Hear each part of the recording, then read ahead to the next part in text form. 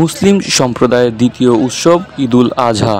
ঈদুল আজহাকে সামনে রেখে কত নিরাপত্তা চলছে সদরঘাট লঞ্চ টার্মিনালগুলোতে। ঈদুল আজহা উপলক্ষে বিআইডব্লিউটিএর সিনিয়র কর্মকর্তা পরিদর্শন করছেন টার্মিনাল। ঈদুল ফিতরের লঞ্চ দুর্ঘটনার কারণে ঈদুল আজহার আগেই মুহূর্তেই বিআইডব্লিউটিএর সিনিয়র কর্মকর্তারা সদরঘাট লঞ্চ টার্মিনালে গিয়ে প্রত্যেকটি লঞ্চে গিয়ে মাস্টারদেরকে বলতেছেন, আপনারা সবাই আপনাদের সর্বোচ্চটা দিয়ে চেষ্টা করে ঈদযাত্রার সকল যাত্রীদেরকে তাদের গন্তব্যস্থানে পৌঁছে দিবেন।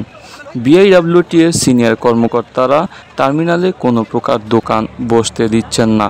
যদিও কোনো দোকান বসে তা ভেঙে ওইখান থেকে সরিয়ে দিচ্ছে। আরও দেখা যাচ্ছে সবসময় আনসার বাহিনীর সদস্যরা লঞ্চগুলোর দিকে নজর রাখছেন, আবার লঞ্চ যাত্রীদের দিকেও বেশ নজর রাখছেন। একেএস টিভির রিপোর্টার সরজমিনে তাদের সাথে ছিলেন। বিআইডব্লিউটিএ সিনিয়র কর্মচারীরাও ও কোস্টগার্ডদের সাথে নিয়ে বিভিন্ন লঞ্চে উঠে ভিআইপি নিরাপত্তা দিচ্ছেন। এবছরে ঈদুল ফিতরের ছুটিতে প্রচুর চাপ ছিল সদরঘাট লঞ্চ টার্মিনালে। এখন কোনো চাপ নেই। চাপ না থাকলেও চাপ থাকবে শুক্র এবং শনিবার, জানিয়েছেন লঞ্চ মালিক কর্তৃপক্ষ।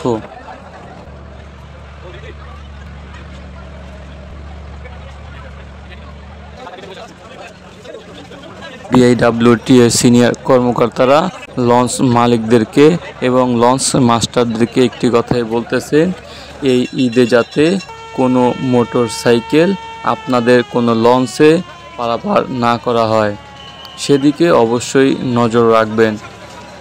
মালিকদের সাথে কথা বলার পরেই একটি মোটর সাইকেল টার্মিনালে দেখা যায়। সেই মোটর সাইকেল যাত্রীকে বলা হয়েছে, আপনি নৌজাহানে মোটর সাইকেল নিয়ে যেতে পারবেন না। এই মোটর সাইকেল নিয়ে আপনি আপনার গন্তব্যস্থানে যাবেন সড়ক পথে। এই কথা বলেই তাকে বিদায় করে দিলেন। লঞ্চ টার্মিনাল ত্যাগ করার পূর্বেই ঘোষণা দিলেন যে, আমি যা বলেছি অবশ্যই আপনারা আপনাদের মাথায় রাখবেন এই ব্যাপারটি। Sohel, AKS TV, Sadarghat launch terminal, Dhaka.